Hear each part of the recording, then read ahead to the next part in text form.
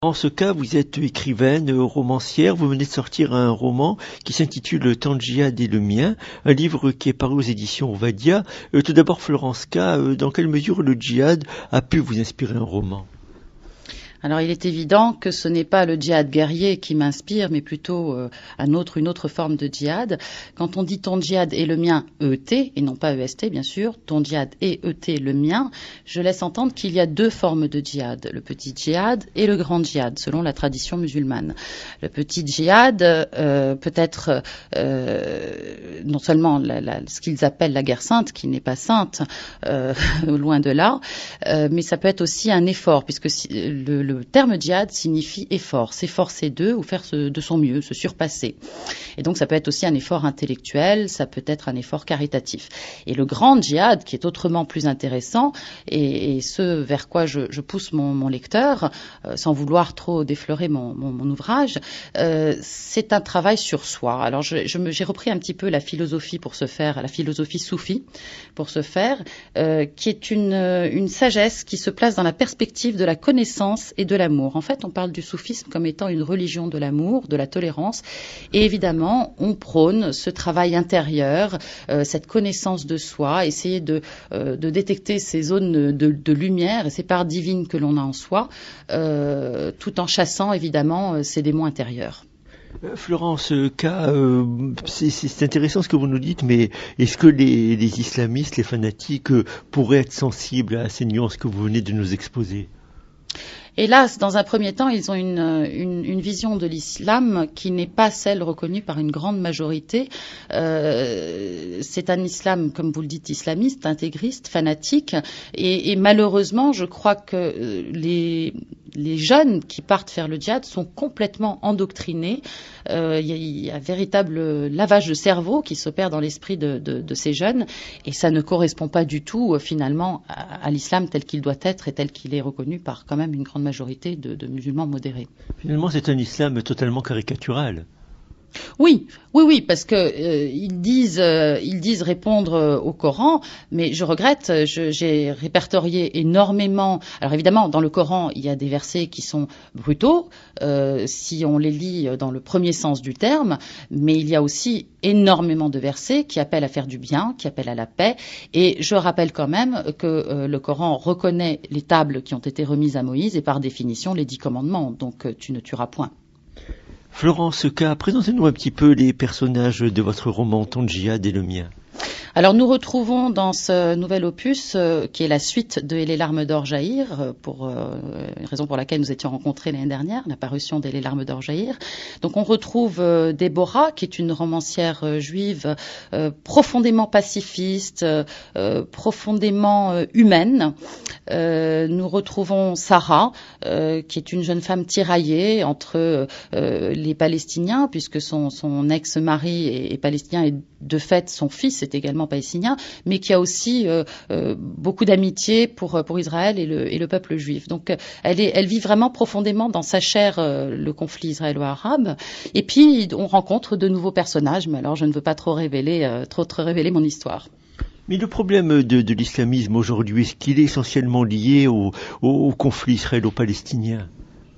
Non, absolument pas. Je crois que c'est souvent un prétexte. Je crois qu'il y a une véritable montée de cet islamisme. Déjà en France, parlons de la France, s'il y a beaucoup de jeunes qui partent faire le djihad, je pense que ça répond à des carences identitaires et à la suite de cela, un repli identitaire. C'est un petit peu le malheur. Peut-être faudrait-il les entourer, faudrait-il leur donner une autre image de l'islam que cet islam islamiste qui ne correspond pas réellement à l'islam tel qu'il est aujourd'hui, et un islam qui doit être réformé certainement pour être compris de manière pacifiste et non pas belliqueuse. Florence K., quand on voit ces jeunes, y compris les jeunes Français qui partent faire le djihad, vous en parlez de ces personnages dans votre roman ? Alors c'est le cas, sans vouloir encore déflorer le thème de cet ouvrage, c'est le cas du fils de Sarah, Hani, qui est quand même qui a été entouré d'islamistes du mouvement Hamas quand il vivait en Jordanie. Ça, on l'a vu dans les larmes d'or jaillir. Et là, cet enfant ce jeune homme se retrouve torturé, et ce sont des idées qui lui traversent l'esprit, sans vouloir dire la suite.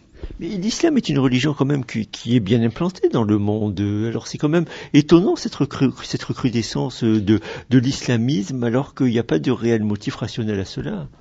Non, moi je crois que personnellement ce sont des fins politiques, économiques, narcissiques, un désir de pouvoir, mais ce n'est en rien de la religion et encore moins de la spiritualité. Mais vous expliquiez au début de notre entretien justement que le djihad avait une dimension spirituelle. Puis finalement, comme toute religion, on pourrait dire que toute l'interprétation du Coran peut être spirituelle. Mais quitte à se répéter un petit peu, il est peu probable que les islamistes aient cette vision du Coran. Ils ont une vision très très très fermée du Coran. On ne peut pas, quand on aborde une religion, il faut l'aborder avec spiritualité et aller chercher l'essence d'un texte et non pas l'essence premier. Et là, en l'occurrence, ils ressortent des versets dans leur argumentation, des versets qui sont brutaux, mais à bien y réfléchir. Dans la Bible aussi, par exemple, on parle dans le Deutéronome ou dans le Lévitique de lapidation. Évidemment, dans la confession juive, on ne pratique pas la lapidation. Donc il y a des choses qui sont à remettre dans leur contexte de l'époque. En l'occurrence, pour le Coran, ça date quand même de 14e siècle, donc il faut remettre ça dans ce contexte. Ensuite, il y a eu deux périodes, la période mécoise et la période médinoise. Donc, il y a eu des conflits de l'époque. Enfin, tout ça, c'est relatif. Il faut remettre les choses dans leur contexte. Et je pense que le grand problème de l'islam, c'est qu'il n'y a peut-être pas de chef suprême qui mette sur la bonne voie et la voie encore de grâce de la spiritualité qui élève vraiment la réflexion et qui tire l'essence de la religion. Sachant que dans le Coran, on cite énormément la Bible, on reconnaît évidemment tout ce qui a été remis à Moïse et aux prophètes, et il faut un petit peu partir dans cette réflexion-là, je pense. Dans le Coran, on cite la Bible, on cite aussi les évangiles. Absolument, absolument. Florence K, vous avez eu l'occasion de parler avec les lecteurs de vos romans ? Alors, généralement, le titre affole. Je rassure les personnes. De toute façon, en couverture, on a un derviche tourneur, ce qui laisse entendre que ce n'est pas une kalachnikov et des armes, mais plutôt un ouvrage profondément pacifiste, parce que j'ai vraiment ce désir de paix dans cette région que moi aussi j'ai dans la peau, et je suis fort malheureuse de voir cette haine qui monte, et une haine qui nourrit la haine et qui n'en finit pas. Alors évidemment, quand les gens voient le titre Ton djihad est le mien, ils s'inquiètent, mais évidemment ils sont rassurés quand je leur explique que je prendrai ce que l'on appellerait le grand djihad, qui est vraiment le travail sur soi, la réflexion dans la paix, la tolérance et l'amour et le respect de l'autre. Florence K, vous pensez que le soufisme pourrait rendre ses lettres de noblesse à cet islam caricatural en fin de compte ? Le soufisme tire évidemment sa source dans le Coran, mais il voit vraiment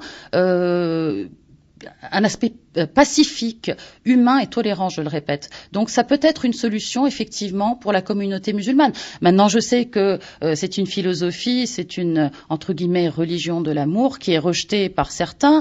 On traite le soufisme de secte.